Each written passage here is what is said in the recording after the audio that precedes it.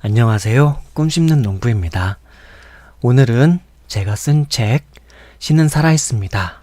세 번째 챕터 존재하는 모든 것들의 근원을 읽어드릴게요. 네, 오늘도 유익한 시간 되셨으면 좋겠네요. 3. 존재하는 모든 것들의 근원. 우리가 실생활에서 보고 경험하는 모든 것들은 그것들을 만들고 제작한 누군가가 있습니다. 우리는 우리의 실생활에서 접하는 많은 사물들과 자연 만물들을 면밀히 살펴보는 것만으로도 그것을 제작한 배우의 신의 존재가 있음을 우리 본성으로든 무의식적으로든 직감하게 됩니다. 다만 우리들 대부분이 자각하지 못한 채로 살아가는 경우가 많을 뿐입니다. 우리에겐 우리를 낳아준 부모가 있습니다. 우리 가까이에서 흔히 볼 수 있는 집, 자동차, 컴퓨터, TV, 휴대전화 등 대부분의 물건들은 그것을 만들고 제작한 누군가가 있습니다.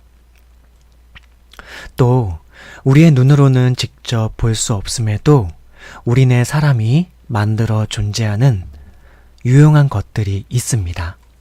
전파, 전기를 비롯한 여러 무형의 에너지와 같은 것들. 눈으로 볼 수는 없지만 실제로 존재하며 우리의 실생활에서 떨어질래야 떨어질 수 없을 만큼 우리 실생활에 밀접히 유용하게 활용되고 있는 것들입니다.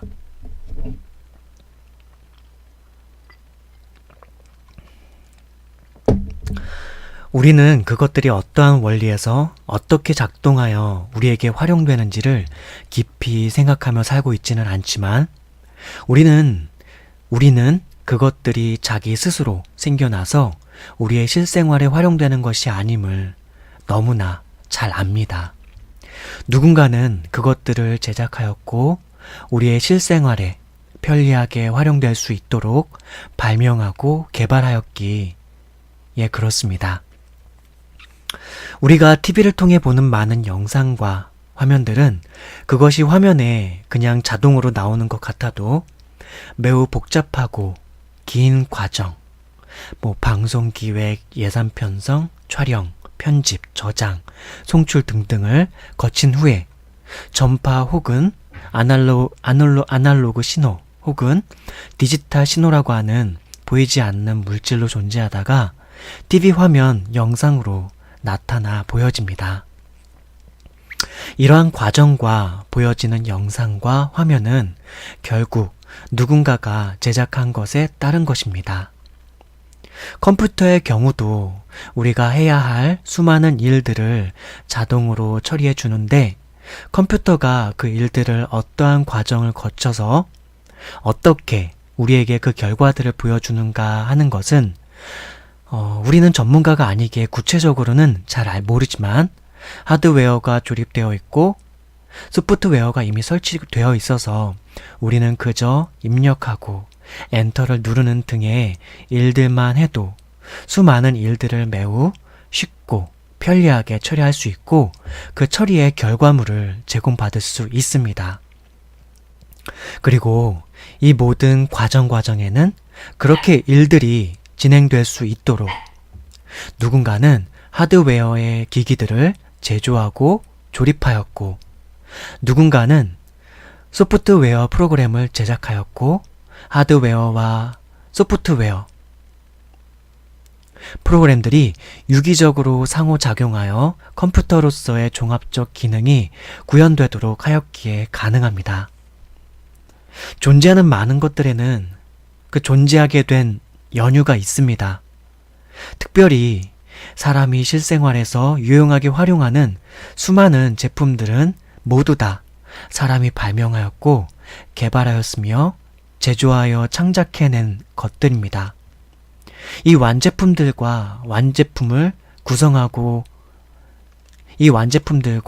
이 완제품을 구성하는 크고 작은 부품 기기들 그리고 각 프로그램에 이르기까지 사람이란 존재는 이 제품과 프로그램들에 있어서 창조주이며 설계자입니다.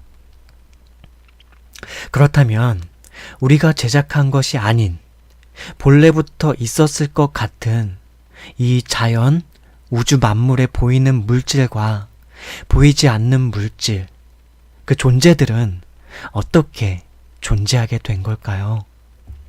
한번 호흡을 천천히 하고 우리가 살고 있는 이 세계의 물질 존재들 하나하나에 대해서 가만히 생각해 보았으면 합니다.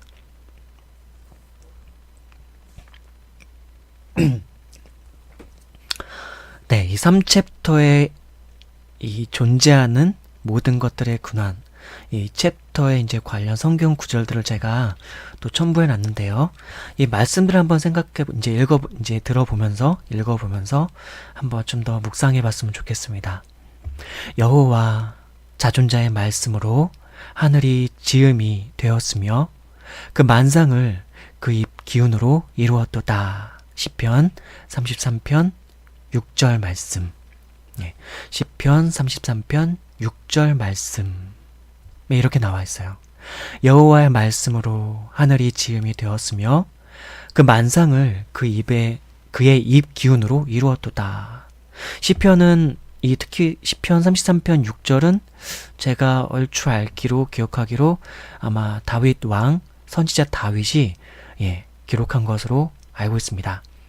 어쨌든 이게 회중 예배 때 찬양으로 공공연하게 하나님께 드려졌던 고백이면서 찬양이었어요. 근데 뭐라고 고백했느냐? 여호와 자존자의 말씀으로 여호와 자존자의 말씀으로 하늘이 지음이 되었으며, 하늘의 지음이 누가요? 자존자의 말씀, 여호와, 하나님으로부터 이 하늘이 지음되었으며, 그 만상을, 그 만유에 존재하는 그 하나하나의 형상들, 하나하나의 것들을 그 입의 기운으로 이루었도다. 라고 시편 33장 6절에 이렇게 나와 있습니다. 그리고 이사야 45장 7절. 여기서는요, 이렇게 나와 있네요. 나는 빛도 짓고 어둠도 창조하며 나는 평안도 짓고 환난도 창조하나니 나는 여호와라. 스스로 있는 자라. 이 모든 일들을 행하는 자니라 하였노라. 저는 이 말씀들 하나 읽을 때마다 너무나 이게 오감이라고 그러죠. 온 영과 마음과 나의 의식과 온 세포들이 마치 이 모든 것들이 막 깨달아진다 그럴까요? 나는 빛도 짓고, 이 나는은 하나님이 자신이시죠? 나 하나님은 빛도 짓고 어둠도 창조하며, 어둠을 우리는 그냥 흔히 존재한다고 생각하잖아요. 빛이 없으면 자연이 존재한다고 생각하는데 이 어둠조차도 하나님께서 지으신 거예요. 이 어둠조차도. 너무 놀랍지 않나요? 빛도 짓고 어둠도 창조하며 나는 평안도 짓고 환난도 창조하나니 나는 여호와라. 이 여호와라는 뜻에 대해서는 제가 앞 챕터들에서 제가 충분히 설명드렸으니까 혹시라도 이 3챕터부터 들으시는 분 있다면은 꼭 맨 처음부터 꼭 들으시기를 바래요. 거기에 또 여호와 이 스스로 있는 자라는 의미에 대해서 제가 조금은 설명을 좀 드려놨어요.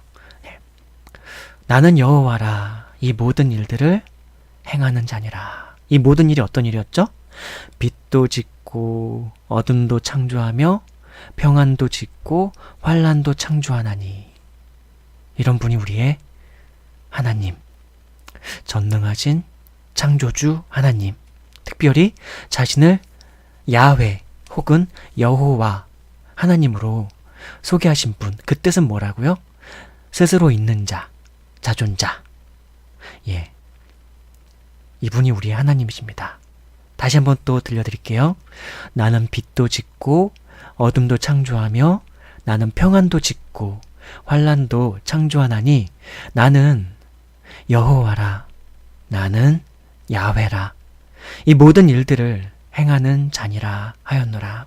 제가 왜 여호와라고도 발음해드리고 혹은 야훼라고도 발음해드리냐면은 이 발음이 정확하지 않기 때문에 그래요.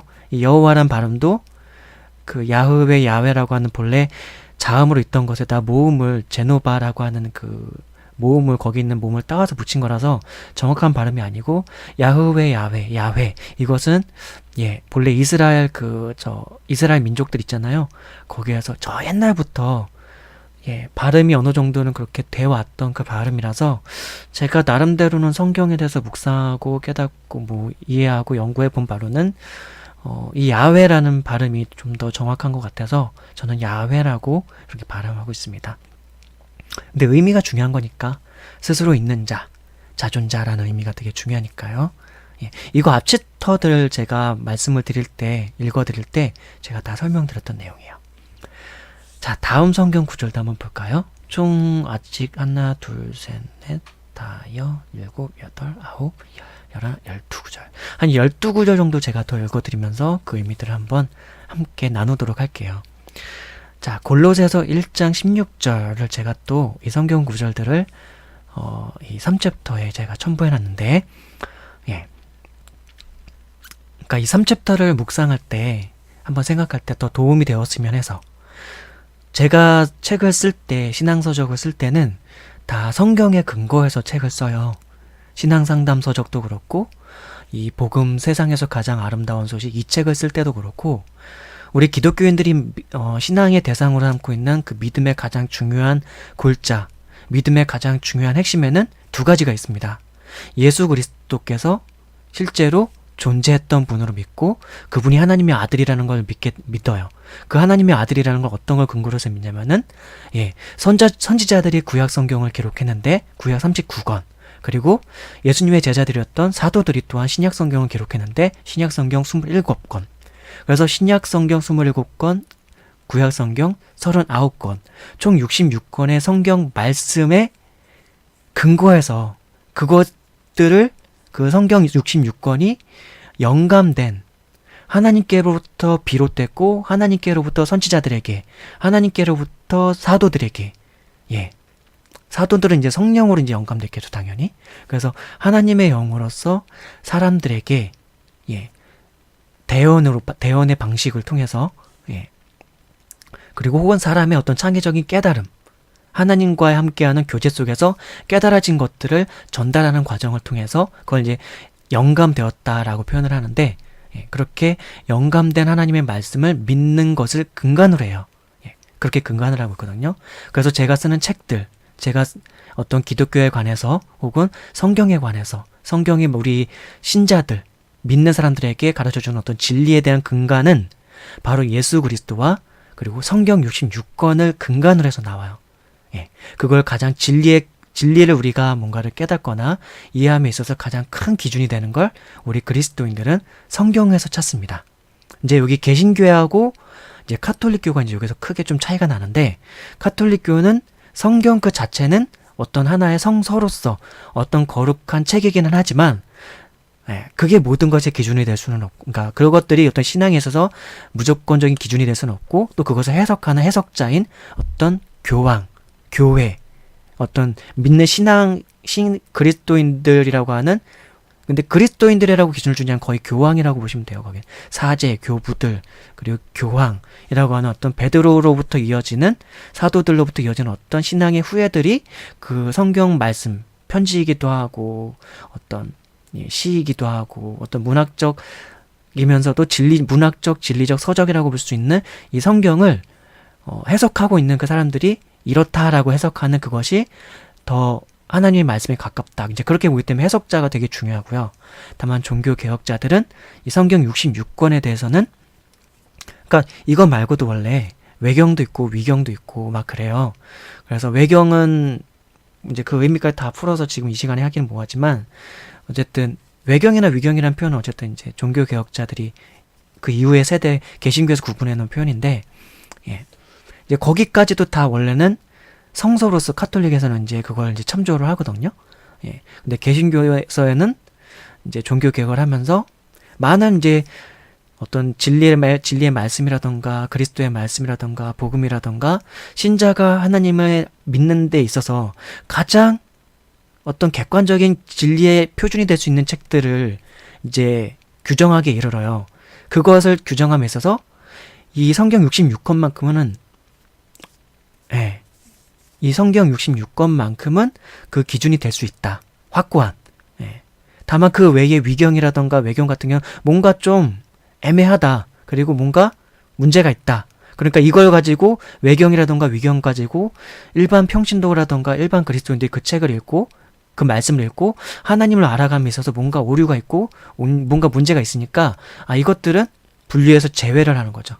그렇게 해서 종합적으로 이 66권에 있는 말씀만큼은 적어도 하나님을 이해하고 하나님을 알아감에 있어서 신자들이 가장 유일하게 가장 빠르게 혹은 가장 정확하게 가장 풍부하게 참고할 수 있고 어떤 예수님을 믿고 하나님을 알아가면서 가장 유일한 기준이 될 수가 있는 진리의 어떤 통로로서 진리를 우리에게 전달해주는 어떤 언어의 매개체로서 서적으로서의 역할도 감당하는 것에 있어서 그런 역할을 감당할 수 있다고 보고 이걸 정경으로서 인정을 하게 됩니다.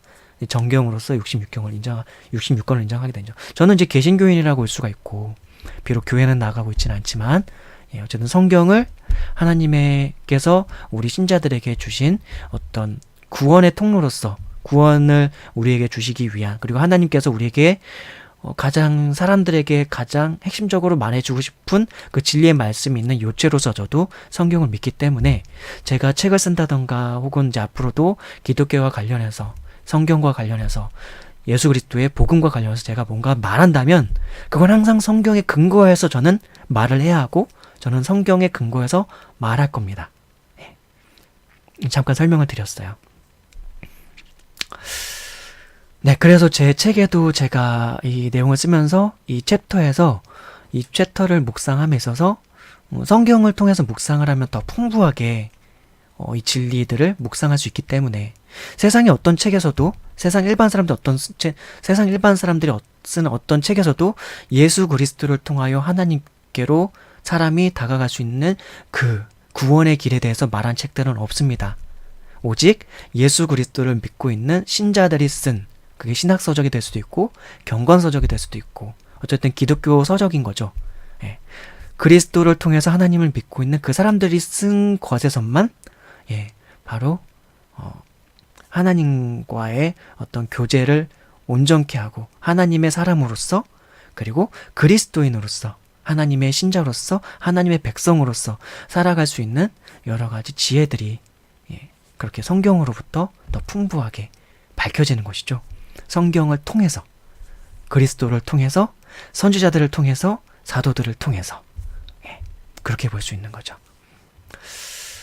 자, 그래서 한번 이제 골로새서 1장 16절 사도 바울이 이제 기록했다고 알려져 있는 골로새서 1장 16절에서는 이제 뭐라고 나오는지 한번 또 보도록 하겠습니다.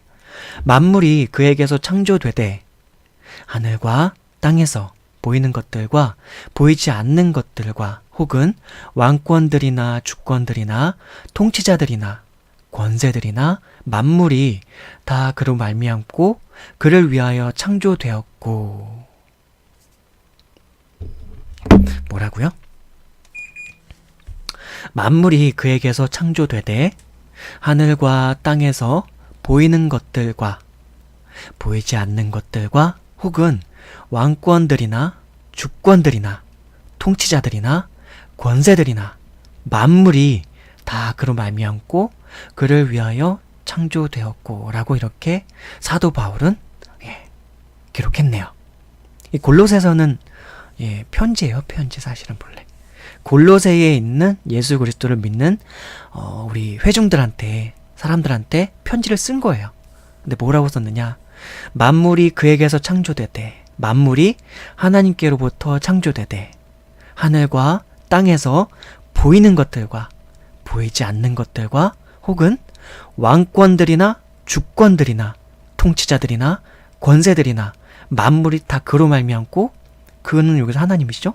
하나님으로 말미암고 하나님을 위하여 창조되었고 라고 이렇게 그때 당시에 회중들에게 사도 바울은 전하고 있었던 것이죠. 그러니까 이 챕터의 제목이 존재하는 모든 것들에 근원하면서 이제 제가 우리가 살고 있는 주위를 이루고 있는 많은 것들에서 한번 생각해 봅시다 라고 이렇게 제가 오늘 띄워놓고 성경 말씀으로 저는 참조를 해놨습니다. 이 성경 말씀을 묵상해 보면 맞네. 우리 기독교인들은 성경 말씀을 이제 하나님의 말씀으로 믿기 때문에 이제 이 말씀을 묵상하다 보면 더 풍부하게 영적으로나 마음적으로 깨달아지는 것들이 있거든요. 자, 로마서 1장 20절에서는 또 뭐라고 나오는지 한번 볼까요? 로마서 역시 사도 바울이 기록한 편지입니다. 로마에 있는 교인, 로마에 있는 예수 그리스도를 믿는 무리들한테, 그 회중들한테 편지 쓴 내용이에요. 그 중에 한 구절인데요. 창세로부터 그의 보이지 아니하는 것들, 곧 그의 영원하신 능력과 신성이 그가 만드신 만물에 분명히 보여 알려졌나니 그러므로 그들이 핑계하지 못할지니라. 뭐라고요? 창세로부터 그의 보이지 아니하는 것들, 곧 그의 영원하신 능력과 신성이 그가 만드신 만물에 분명히 보여 알려졌나니 그러므로 그들이 핑계하지 못할지니라. 창세로부터, 창세라는 거는 어마어마하게 오래전입니다. 시간에 어떻게 보면 처음이라고도 볼 수 있을, 시간이라는 건 사실은 변화의 가능성을 지닌 물질이라던가 어떤 존재가 시작이 되면서부터 시간이라는 게 시작되는 거거든요. 시간은 개념이 그래요. 시간의 개념을 한번, 시간이라는 개념에 대해서 한번 많이 생각해 보시길 바랍니다. 그래서 창세로부터 어떤 실제적인 존재들이 생기기 시작한 그때로부터 그의 보이지 아니하는 것들, 그러니까 하나님께로부터 비롯되고 창조된 그의 보이지 아니하는 것들, 곧 그의 영원하신 능력과 신성이, 그러니까 하나님의 그 보이지 아니하는 능력, 영원하신 능력과 신성이 그가 만드신 만물에, 이 우주 만물, 우리가 알고 있는 어떤 세계는 일단 이 우주가 다잖아요. 근데 이 우주 너머에 뭐가 있는지 우린 또 몰라요. 하나님께서 어디까지 창조해 주셨는지 우린 몰라요. 그냥 그저 우주라고 그냥 파악하고 있죠. 이 우주도 그냥 대충 여기서 바라본 빛을 통해서 뭔가를 파악한 걸 가지고 은하계가, 태양계가 있고 은하계가 있고 은하계 외에 또 다른 은하계가 있고 그것들이 합쳐져서 뭐가 또 있고 막 해서 이 우주가 자그마치 어마어마하게 많은 은하계로 구성되어 있다. 뭐 그렇게 되어 있다고 하는데요. 어쨌든 그 하나님께서 만드신 그 만물에 분명히 알려졌나니 그러므로 그들이 핑계하지 못할지니라. 여기서 말하는 그들은 일반 자연인들을 말하는 거죠. 일반 자연인들도 이 우주 만물을 가만히 생각하고 다 바라다 보면은 이게 그냥 맘대로 그냥 지 맘대로 이게 존재하고 있었던 게 아니라 누군가가 전능한 어떤 존재가 이 모든 것들이 존재하도록 경륜하였겠구나라고 생각할 수 있다는 거죠. 사도 바울은 그렇게 전하고 있습니다. 그리고 또 이제 에베소서 3장 9절에 있는 말씀 한번 생각해 볼게요. 영원부터 만물을 창조하신 하나님 속에 감추어졌던 비밀의 경륜이 어떠한 것을 드러내게 하려 하심이라. 에베소서 3장 9절. 영원부터 만물을 창조하신 하나님 속에 감추어졌던 비밀의 경륜이 어떠한 것을 드러내게 하려 하심이라. 이 말씀 구절에서 특별히 주목할 거는 영원부터 만물을 창조하신 하나님이라고, 이 에베소서를 기록한 사람도 사도 바울인데 영원부터 만물을 창조하신 하나님이라고 그렇게 이미 문장 속에서 고백하고 있는 것이죠. 자, 또 에베소서 4장 6절 말씀. 하나님도 한 분이시니 곧 만유의 아버지시라. 만유 위에 계시고 만유를 통일하시고 만유 가운데 계시도다. 뭐라고요? 하나님도 한 분이시니 곧 만유의 아버지시라. 우리는 흔히 이 아버지라고 할 때 예수님의 아버지라고만 생각하거나 혹은 우리 믿는 그리스도인의 아버지라고만 생각하는데 사실은 만유의 아버지시라. 사실은 본래는 이 만유에 존재하는 모든 것들이 하나님께로부터 비롯되지 않은 게 없잖아요. 사실은 본래 만유의 아버지가 맞는 거죠. 그것도 우리는 놓치지 말아야 할 겁니다. 어쨌든 하나님도 한 분이시니 곧 만유의 아버지시라. 만유 위에 계시고, 이 만유라고 하는 거, 이 우주라 우리가 알고 있는 이 세계는 일단 우주인데, 우주보다 더 하여튼 더 큰 또 만유라는 개념으로서, 근데 그거 위에 또한 계시고, 근데 또 그다음 뭐라고 나오냐면은 만유를 통일하시고, 그리고 통일할 뿐만 아니라 어떻게 해요? 아까 만유 위에 계신다 그랬죠. 근데 또 다시 뭐라고 하냐면 만유 가운데 계시니라. 만유 가운데 계시도다. 에베소서 4장 6절 말씀입니다. 하나님이 이런 분이세요. 그러니까 우리가 존재하는 이 생활권 가운데도 늘 하나님은 함께하고 계시는 것이죠. 다만 우리가 못 볼 뿐이고 못 느낄 뿐이죠. 그 이유는 있습니다. 이제 제가 그거는 알려드릴게요, 나중에. 네.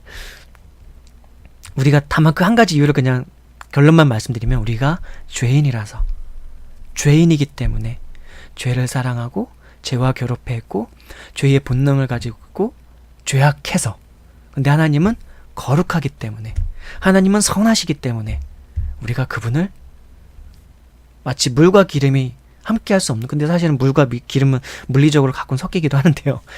불가능한 것 같지만 살짝살짝 섞이기도 하는 거, 살짝살짝 성분이 살짝살짝 있는 것 같기도 한데, 기름과 제가 요리를 요즘 하고 있는데 기름에 고추 기름 해가지고 기름 속에 고추가 살짝 맛이 배기도 하고 하는 거 보면 살짝 섞이지만, 어찌 됐던 간에 이 죄와 거룩하신 하나님은 함께 있을 수가 없다.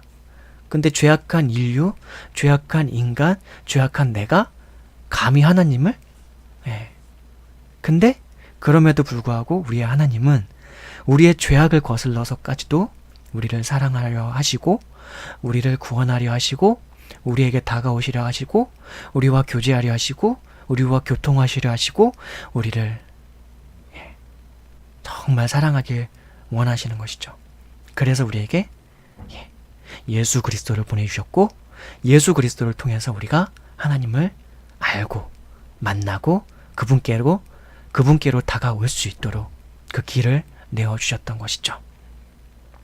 만유 가운데 계신 그분은 적어도 믿고 있는 그분 앞으로 나아오고자 하는 우리 그리스도인들 가운데는 어떻게 계신다? 만유 가운데 계시고, 또 죄인들이 비록 그 하나님을, 만유 가운데 계신 하나님을 느끼던 못 느끼던 간에 그분은 만유 가운데 계십니다. 그래서 만유를 통일하시고, 여기 성경 구절에는 없지만 그 만유를 경륜하세요. 경영하시고 통치하시고 다스리시고 붙드시고 인도하시는 것이죠. 그분이 우리 하나님이십니다. 이 우주라고 하는 이 허공 같은 이 공간에 어떻게 행성들은 떠 있나요? 가만히 한번 생각해 보십시오. 그것 자체가 되게 신기한 일이에요. 우리는 지구라고 하는 이 땅에 발을 붙이고 살고 있는데, 이 행성들 하나하나들은 어떻게 서로가 이제 만유 인력이라고 하는 것을 통해 가지고 당기는 힘이 있고, 그리고 인력과 장력에서 당기는 힘이 있는데, 마냥 그것이 당겨지지 않고 일정한 간격인데 그것이 또다시 멀어지고 있어요. 그러면서 우주가 확장되어 가고 있다라고 어떤 천체 물리학 책들을 보면은 그렇게 나와 있거든요.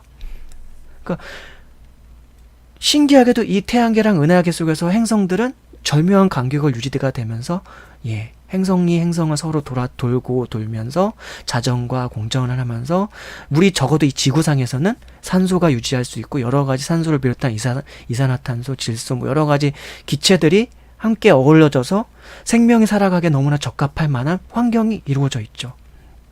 근데 그 모든 것이 너무나 신비로운 거예요. 어떻게 이런 산소와 공기와 이런 것들이 원심력이 막 있고, 막 지구는 자전을 시속 몇백 킬로로 달리고 있다고 하는데요. 자전 속도가.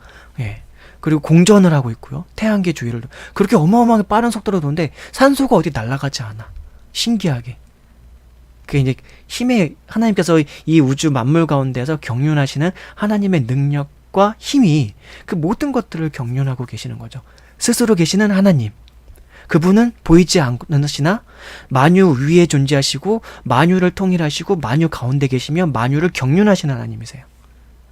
시간 너머에 계시고 시간 가운데 계시고, 시간을 통괄하시고 시간 속에 존재하는 모든 역사와 시간과 역사는 맞물리게 되죠. 그 역사라는 건 인간의 역사랑 상당히 개념이 통일되는데 개념이 뭔가 좀 맞물리는데 그 역사라고 하는 거는 인간이 살아온 어떤 인간이 만들어낸 여러 가지과 관련된 역사죠. 예, 인간의 문화와 되게 밀접한 개념입니다.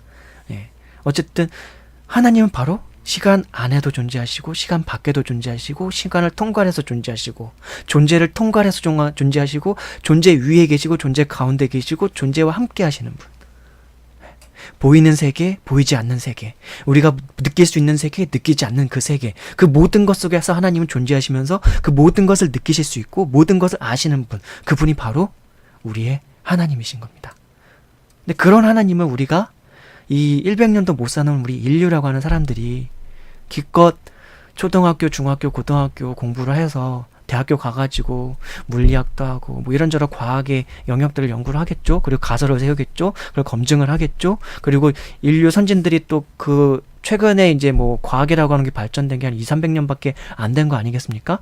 그때부터 서적이 쌓여져 있던 걸 읽으면서 또 탐독하면서 연구하면서 예, 하나님께서 경륜하고 계신 이 세계 질서를 뭔가 분석해 보려고 하지만 기껏 한다는 얘기가 진화론 얘기하고 있고 기껏 한다는 얘기가 예, 우연적인 섭리의 우연적인 법칙에 의해서 이 세계는 빛과 우연적인 어떤 법칙에 의해서 우연적인 어떤 사건에 의해서 빛이 만들어졌고 빛이 만들어진 다음에 빅뱅 터지면서 빅뱅 사건에 의해서 우주가 빵 터져서 그렇게 됐고 뭐 그렇게 돼서 근데 실제로 그 모든 것들이 다 자연 발생적으로 그렇게 설명을 하고 있는데 사실은 그게 어떻게 말이나 되는 소리입니까?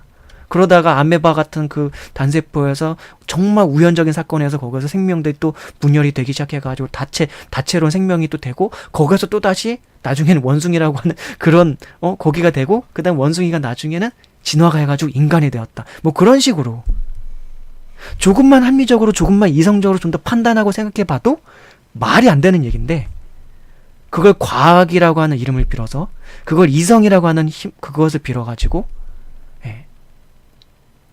그렇게 그러니까 저에게 인생이 조금만 한 100년 정도만 더 있으면은 과학이라던가 어떤 그쪽에다가 제가 연구를 과학, 의학 그쪽으로 연구를 좀 많이 하고 싶은 마음이 좀 있어요. 한 50년에서 100년 정도만 연구를 해도 그 진화론을 비롯 창조론적인 하나님께서 창조하셨다는 그 입장에서 비롯되는 인간 신체에 관한 모든 진실들을 다 연구하고 싶고 그리고 우주 만물에 대해서도 뭐 과학적인 논증의 방식을 가지고 연구를 해서 한번 진화론이 아니라는 걸 제대로 한번 파헤쳐서 보여드리고 싶어요. 근데 뭐 저는 어쨌든 과학이라던가 의학에 대해서는 그렇게 많은 지식을 전문적으로 갖고 있는 건 아니니까 물론 교양 차원에서 여러 가지 서적들을 탐독하긴 했으나 그러나 과학자들 그들이 말하는 논증의 방식으로 그들의 언어로 그들의 단어로 제가 어떤 반박을 하기에는 제가 지식이 일천하니까 그 정도까지는 못 가는데 그렇습니다. 그래요. 그럼 다음 성경 구절도 한번 살펴보도록 하겠습니다. 시편 94장 9절 한번 볼까요? 귀를 지으시니가 듣지 아니하시랴 눈을 만드시니가 보지 아니하시랴. 시편 기록자가 이제 아마 모세인가? 누구죠? 누군가가 아마 기록했을 거예요. 시편은 이제 다윗도 기록하기도 했었고 이제 다윗이 저자인 경우도 있었고 솔로몬이 저자인 경우도 있었나? 헷갈리는데요. 그리고 모세가 쓴 시편이 꽤 있었고요. 또 이름이 생각이 안 나네요. 시편을 기록한 인물들이 꽤 몇 명 있었습니다. 그러니까 예배를 담당하는 어떤 제사장적인 그런 직분을 담당하고 있던 레위 지파의 그런 인물들도 몇 명 있었는데 그들이 쓴 시편도 몇 개 있어요. 그래서 근데 누가 썼는지 제가 이 구절을 보면서 딱 그건 기억하지 못하겠는데 귀를 지으시니가 듣지 아니하시랴 눈을 만드시니가 보지 아니하시랴. 시편은 본래 이스라엘 민족들이 그 다윗 왕, 솔로몬 왕 뭐 그렇게 하나님께 예배를 정말 신실하게 드리던 시절 있잖아요. 그때 그 이스라엘 백성 회중 가운데서 찬양과 경배로서 드렸던 어떤 찬양 고백이기도 해요. 그러니까 요즘 기독교 교회에서 이제 뭐 카톨릭에도 성가가 있겠습니다만 하나님께 성가로서 우리가 마음을 하나님께 경배를 표현하잖아요. 그런 것처럼 이스라엘 백성들도 당시에 그렇게 하나님을 찬양하는 것들을 다 함께 예배 중에 드렸던 것이죠. 고백을. 근데 여기서 뭐라고 했냐면은 그걸 다 진리로서 믿고 함께 고백한 거예요. 그게 뭐냐? 귀를 지으시니까 듣지 아니하시랴. 눈을 만드시니까 보지 아니하시랴. 눈과 귀를 지으신 분이 하나님이시라는 거죠. 자, 그 다음은 9절 한번 볼까요? 느헤미야 9장 6절 말씀. 구약성경이고요. 느헤미야는 느헤미야라고 하는 인물이 이스라엘 백성들을 지도했던 느헤미야라고 하는 인물이 어떻게 보면 선지자라고 볼 수도 있고요. 그러나 단순히 선지자라고만 표현하기는 어렵고 대단한 리더십을 발휘했었던 그런 인물입니다. 오직 주는 여호와, 스스로 있는 자, 자존자. 오직 주는 여호와시라. 하늘과 하늘들의 하늘과 이로할 성신과 땅과 땅 위의 만물과 바다와 그 가운데 모든 것을 지으시고 다 보존하시오니 모든 천군이 주께 경배하나이다. 느헤미야 9장 6절. 뭐라고 고백하고 있나요? 오직 주는 여호와시라. 주는, 그러니까 이 여호와시라는 이 말 한마디 속에 어마어마한 고백이 사실 담겨 있는 거예요. 이 여호와, 스스로 계신 자시라. 오직 주는 스스로 있는 자시라. 그냥 여호와시라는 그냥 이름을 그냥 고백하는 게 아니라 그 이름 속에 담겨 있는 하나님에 대한 정체성을 같이 고백하는 거거든요. 오직 주는 스스로 계신 분이시라. 오직 주는 자존하시는 분이시라. 그 말이 뭐냐면은 이 세상에 어떤 존재하는 모든 것들도 스스로 있는 존재는 아무것도 없습니다. 오직 유일하게 딱 한 존재만 스스로 있죠. 바로 하나님. 보이지 아니하시나 영이시고 그 영이시나, 영이라는 것 그 개념 자체도 되게 특별한 개념이에요. 영이라는 개념조차도. 하나님의 영이라는 그 존재, 제 개념조차도. 하나님의 영이신데 그 하나님의 영은 어떤 영이냐면은 능력이 있는 영이에요. 능력 있는 영. 전능한 능력이 있는 영. 보이지 않는데 그 보이지 않는 영이 만유 위에 계시고 만유 가운데 계시고 만유를 운행하시면서 통치하시고 그 영이 보이지 않는데 스스로 있었고 이 세상에 어떤 존재든 물질도 모두 스스로 있는 것은 없었어요. 다 스스로부터 본래 있었던 그로부터 시작된 거죠. 그가 누구냐? 바로 여호와 하나님. 스스로 있는 자. 자기를 스스로 있는 자라고 소개하신 분이에요. 모르겠어요. 제가 뭐 신화라던가 그런 걸 그렇게 많이 알지는 못하는데 어떤 신화 속에 있는 신들이 자기를, 본인을 스스로 있는 자라고 소개한 신이 있나요? 귀신이든 잡신이든. 석가모니도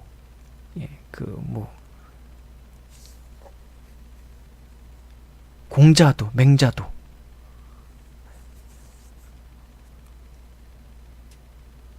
누구라도 그렇게 자신을 스스로 있는 자라고 소개한 존재는 없어요. 더욱이 그는 보이지도 않아요. 만질 수도 없어요. 그를 본 사람은 아무도 없어요.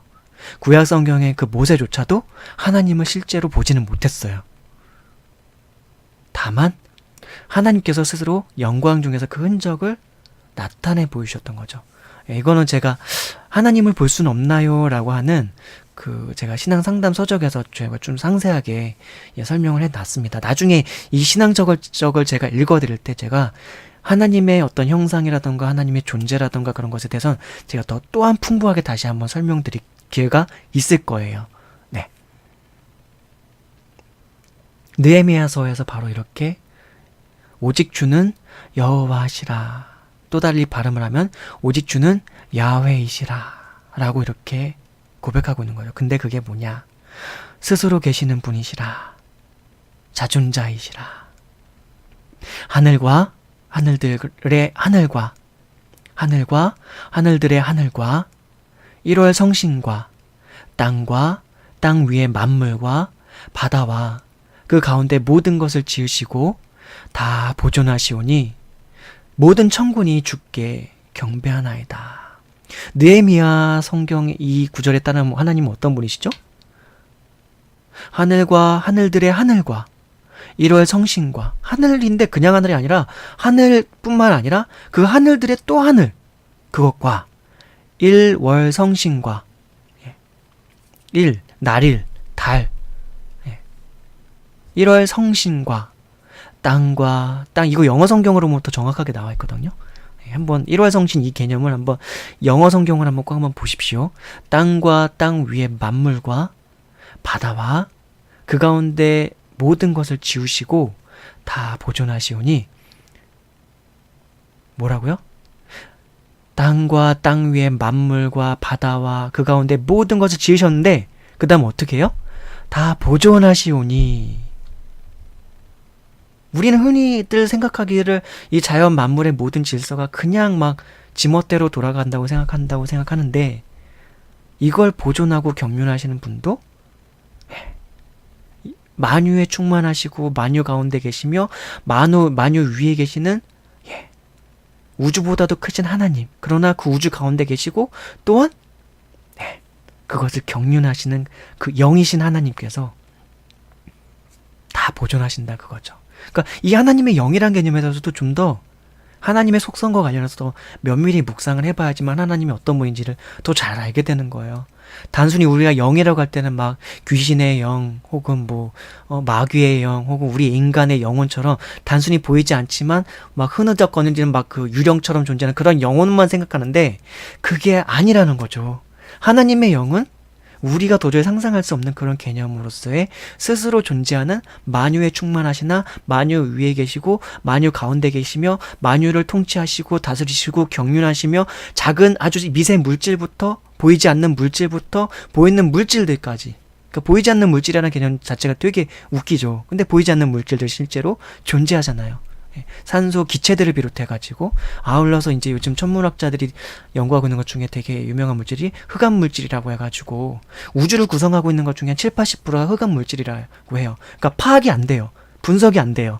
그거는 존재한다는 걸 대충은 파악하는데, 그 보이지 않는 물질인 그 흑암 물질에 대해서는 블랙홀과 관련해서 연구를 막 하면서 파악을 하고 있는데, 그거조차도 그렇게 우리는 파악하기 힘들죠. 근데 어쨌든 그 흑암 물질들조차도, 우주를 구성하고 있는 그것조차도 하나님은 지으셨고, 그리고 인간이 발견하지 못하고 알지 못하고 채 파악하지 못한 물질들은 어마어마하게 아직도 많아요. 근데 그것조차도 하나님은 만드셨고 운행하시고 다스리고 계시는 거죠. 단적인 예로서요, 만유인력의 법칙, 그게 뭐죠? 모든 물질들은 서로 땡기는 힘이 있고, 그 땡기는 힘에 의해서 뭔가 일정한 간격과 뭔가 그것들을 유지하고 있다, 그거잖아요. 그쵸? 근데 그 당기는 힘이 있다는 건 아는데, 그 힘이 어떻게 작용하고 어떻게 움직이고 그런 것들을, 그 이유는 파악하지 말고 그게 원인이 뭔지 모르고 어떻게 작동하는지 분석할 수가 없어요. 그게 실체가 뭔지 아직 밝혀지지 않았어요. 제가 그런 생각은 제가 기독교인이 되기 전부터 교회, 어린 시절 교회 다닐 때 친구한테 그런 얘기를 한 적이 있었거든요. 만유인력의 법칙이라던가 중력의 법칙, 혹은 원심력, 그리고 태양과 그런 것들에 의해서 저는 그런 걸 생각했었어요. 에너지에 대해 생각하면서, 이 우주가 만유의 인력의 법칙이라던가 어떤 행성간에 존재하는 힘의 법칙이라는 그런 힘들을 잘 이용하고 활용한다면 전기라던가 그 외에 에너지들을, 어마어마한 에너지들을 활용할 수 있지 않을까. 근데 친구가 그 말을 이해를 못 하더라고요. 저는 오히려 공부가 그때 당시에 한 5등 정도 할 때였고, 제 친구는 전교에서 10등 안에 들고 반에서는 1등 하던 친구였는데, 그 친구가 제 말을 이해를 못 해요. 그 말을. 야, 그럼 말도 안 되는 생각을 왜 하냐? 근데 저도 이제 친구 1등 하는 애가 그렇게 말하니까 저는 그냥 뭐 그런가 보다 하고, 근데 친구가 제 말을 이해 못 하니까 그냥 그땐 속으로만 생각했는데, 나중에 이제 한참 나이가 들고 여러 이제 서적들을 탐독하고 있고 해서 지성이 많이, 제가 지성의 정보들이 막 축적이 됐겠죠. 뭐 여러 가지 다양한 서적들을 통해 가지고, 교양 서적들이나 뭐 이런저런 다양한 서적들을 통해서 과학 서적도 있겠고, 그러면서 생각한 게, 내가 생각한 게 그게 허튼 생각은 아니구나. 요즘 최근에서 이제 그런 얘기가 과학 관련 어떤 뉴스라든 그 신문지라던가 일간지라던가 그런데 이제 종종 제가 읽었던 기사에서 그게 어떤 칼럼인가 어떤 기사에서 본 적이 있어요. 요즘 그런 어떤 만유인력의 법칙이라거나 하여튼 그 중력이라던가 인력 그런 것들을 에너지로 활용하는 것에 대한 연구가 뭐 시작되고 있다, 하고 있다, 뭐 그런 것에 대해서 읽은 적이 있거든요. 그러니까 너무나 놀라운 거죠. 근데 우리 인간은 그것조차들도, 그거 말고도 더 많은 이 우주 만물을 구성하고 유지하고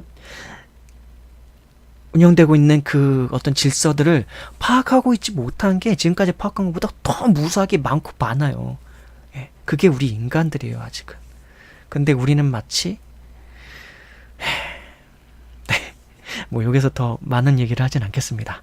예, 너무 안타까운 일들이 많죠. 과학이라는 이름으로 자행되고 있는 이 보이지 않지만 실제로 존재하시는 우리 하나님을 거스르고 우리 하나님의 슬픔이 될 만한 언행과 어떤 행태들이 너무 많이 인류가 지성이라는 이름으로 자행을 하고 있기 때문에 되게 안타까운 부분이 많아요.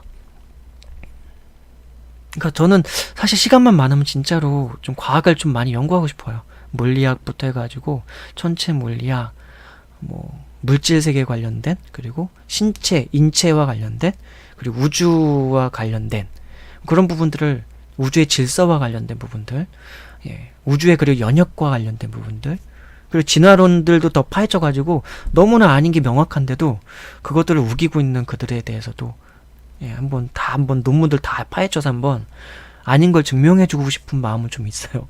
시간이 없으니까. 근데 그거 말고 성경에 있는 진실과 이 진리들만 전하기에도 너무 시간이 부족한데 어떻게 일반적인 과학들까지도 다 할 수 있겠어요. 제가 그 별에서 온 그대의 그 사람처럼, 예, 그 사람처럼 제가 좀 한 500년이고 한 500년 우주에서 온 그 사람처럼, 예, 별에서 온 그대처럼 제가 막 한 500년 이상 산다면 저는 아마 분명히 예, 과학의 상당 부분의 시간을 할애를 할 겁니다. 이 우주 만물의 세계와 질서와 하나님의 경륜을 예, 연구하고 파악하고 예, 공부하는 것에 아마 다 쓸 것 같아요. 가장 좋은 건 하나님께서 깨닫게 해주시면 제일 좋은 거죠. 그래서 항상 기도하죠. 하나님 좀 깨닫게 좀 해주십시오. 이 돌덩이 같은 머리가 어떻게 답이 잘 안 나옵니다. 하나님 저 좀 알려주십시오. 답답해 죽겠습니다. 그러면서 하나님 깨닫게 해주십시오. 그러면서 알게 해주십시오. 왜 이렇게 더디 알게 해주십니까? 예수 그리스도를 통하여서 구하면 다 주신다고 하지 않으셨습니까? 이 뉴턴에게는 만유 인력의 법칙을 깨닫게 해주셔놓고선 예,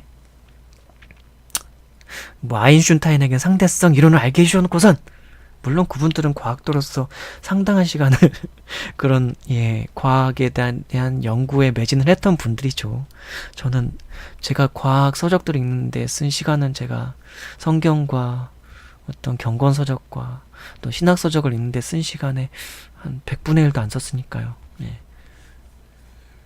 그렇게 비교한다면 제가 그렇죠.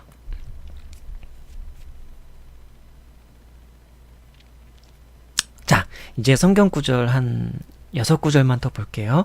시편 74편 17절 말씀. 주께서 땅의 경계를 정하시며 주께서 여름과 겨울을 만드셨나이다. 예, 시편의 기자가 이렇게 고백하고 있는 것입니다. 주께서 땅의 경계를 정하시며 주께서 여름과 겨울을 만드셨나이다. 땅의 경계를 정하시며. 자, 다음 구절요. 네, 그러니까 뭐 여름과 겨울의 질서를 부여하신 분이 바로 창조주 하나님. 예, 그래서 욥기 28장 26절도 한번 볼까요? 비 내리는 법칙을 정하시고 비 구름의 길과 우레의 법칙을 만드셨습니다. 욥기 28장 26절. 비 내리는 법칙을 정하시고 비 구름의 길과 우레의 법칙을 만드셨습니다. 예, 창세기에서 볼 때는 막 이렇게 상세하게 안 나오거든요. 근데 욥기에서는 또 28장 26절에서는 비 내리는 법칙도 하나님께서 정하셨고요. 비 구름의 길과 우레의 법칙도 만드셨죠. 그러니까 우리가 이제 흔히 상식적으로 알고 있는 게 빛이 먼저 번쩍하면서 번개가 쳐요. 그 다음에 한 10초인가 몇 초 뒤에 보면 우레가 그 선동 소리가 꽝꽝꽝꽝꽝 치죠. 이제 그게 하나의 질서죠. 물론 이제 그건 빛의 속도가 더 빨라서 번개가 더 빨리 나타나고, 그리고 소리가 빛보다 느리니까 그 다음에 소리가 나타나는 거죠. 예, 우리는 상식으로 그렇게 알고 있는데, 예, 그렇죠. 예. 그래요. 시편 135편 7절 말씀도 한번 보겠습니다. 안개를 땅 끝에서 일으키시며 비를 위하여 번개를 만드시며 바람을 그 곳간에서 내시는도다. 이 하나님의 어떤 섭리와 경륜하시는 것들을 이제 표현한 거예요. 안개를 땅 끝에서 일으키시며 비를 위하여 번개를 만드시며 바람을 그 곳간에서 내시는도다 라고 이렇게 고백하고 있는 거죠. 바람도 비도 번개도 안개도 다 하나님의 주권 가운데 있죠. 시편 135편에서 이렇게 고백되고 있지만 또 마태복음이라던가 복음서, 신약 성경에선 예수님께서 실제로 어떻게 그런 바람을 다스렸죠? 제자들과 함께 배를 타고 가시는데 막 폭풍우 같은 게 막 치는 거예요. 그러니까 제자들이 배에서 이제 난파돼가지고 폭풍우에 막 배가 뒤집혀가지고 이제 제자들이 막 죽을까봐 벌벌벌 떨면서 막 무서워하고 막 그러고 있었죠. 그때 예수님께서 이제 바람을 잠잠케 하시는 말씀 한마디로 그냥 잠잠하라 하니까 바람이 탁 이제 잠잠해지고 폭풍우가 그 파도가 잔잔해지고 막 바다 위를 막 걸어오시고 막. 그러니까 이 구약 성경에서 하나님께서 자연을 다스리고 통치하시는 그 하나님께서 사람의 형상으로 오신 예수 그리스도께서 다시 그 하나님의 능력을 말씀을 통해서 나타내 보이시면서 자신이 하나님께로부터 비롯됐고 또한 자신이 하나님 자신이라는 걸 또한 나타내 보여주신 것이었죠. 그러니까 되게 신비로운 인물이시죠, 우리 예수님은. 나중에 한번 뵙고 싶네요. 꼭 배워야죠. 그러려고 제가 이렇게 사는 거 아니겠습니까? 네. 자, 성경 구절 이제 한 3구절 정도는 더 보겠습니다. 창세기 1장 25절. 하나님이 땅의 짐승을 그 종류대로, 가축을 그 종류대로, 땅에 기는 모든 것을 그 종류대로 만드시니 하나님이 보시기에 좋았더라. 뭐라고요? 땅의 짐승을 그 종류대로, 가축을 그 종류대로, 땅에 기는 모든 것을 그 종류대로 만드시니 하나님이 보시기에 좋았더라. 창세기 2장 19절. 여호와 하나님이 흙으로 각종 들짐승과 공중에 각종 새를 지으시고 아담이 무엇이라고 부르나 보시려고 그것들을 그에게로 이끌어 가시니 아담이 각 생물을 부르는 것이 곧 그 이름이 되었더라. 하나님께서 그 흙으로 각종 들짐승과 공중에 각종 새를 지으시고, 들짐승과 공중에 각종 새가 어떻게 졌다고요? 하나님께서 흙으로, 여호와 하나님이 흙으로 각종 들짐승과 공중에 각종 새를 지으시고 아담이 무엇이라고 부르나 보시려고 그것들을 그에게로 이끌어 가시니 아담이 각 생물을 부르는 것이 곧 그 이름이 되었더라. 여기서 흙이 사실은 이거 원어를 좀 봐야 되는데 아마 티끌이라고 표현되어 있을 거예요. 티끌. 그 티끌이 근데 마치 당시에는 그렇게 표현됐지만 또 우리가 흔히 번역된 게 흙이라고 하니까 우리는 흙하면 흙무더기 할 때 그 땅바닥 이게 바다 모래 같은 그런 흙을 생각하는데 티끌이거든요. 티끌. 근데 티끌은 당시에 표현했을 때 최고의 작은 물질일 거예요. 사실은. 근데 오늘날 현대 과학에서는 이제 그거보다 또 뭐라고 표현하죠? 미세 밀입자, 뭐 분자, 막 그런 원자, 막 그런 걸 표현하잖아요. 그쵸? 예. 땅에 있는 성분으로 우리 땅을 이루고 있는, 흙을 이루고 있는 이 밀입자 미성분들로 결국은 들짐승과 공중에 각종 새를 지으시고 이렇게 이해하시면 됩니다. 제가 나중에 히브리어하고 헬라어 원어를 다 공부한 다음에 꼭 이 원어로 성경을 읽다 보면 꼭 원어가 되게 궁금해지는 때가 있어요. 단어라던가 어떤 개념이 좀 애매할 때가 있어요. 이 번역된 한글 성경을 보다 보면은 내가 원어를 좀 알았으면 너무 좋겠는데 헬라어 그래서 원어를 좀 공부를 한 6개월인가 했나 청강을 하면서 들은 적이 있는데 읽는 정도만 살짝 공부를 했었지 제대로 공부 못했습니다. 그때 당시에. 그때가 11년 전이죠. 예, 어쨌든 간에요. 이제 마지막 성경 구절 또 한번 읽고 마치도록 하겠습니다. 로마서 11장 36절, 로마서는 사도 바울이 기록했다 그랬죠? 예, 이는 만물이 주에게서 나오고 주로 말미암고 주에게로 돌아감이라. 그에게 영광이 세세에 있을지어다. 아멘. 이는 만물이 주에게서 나오고 주로 말미암고 주에게로 돌아감이라. 그에게, 하나님에게, 야훼에게 영광이 세세에 있을지어다. 아멘. 세세에 있을지어다. 아멘. 영광이 세세에 있을지어다. 아멘.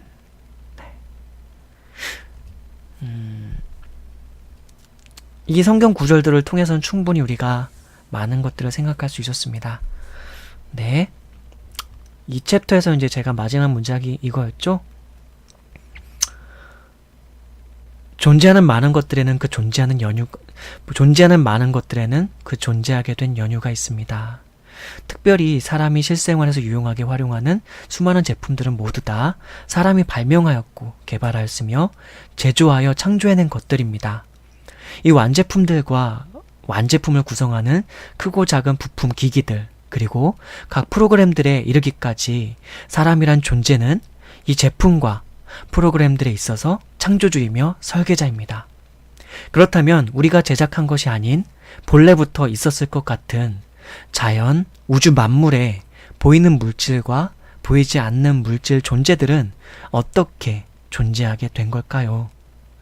자, 한번 호흡을 천천히 하고 우리가 살고 있는 이 세계의 물질 존재들을 하나하나에 대해서 가만히 생각해 보았으면 합니다.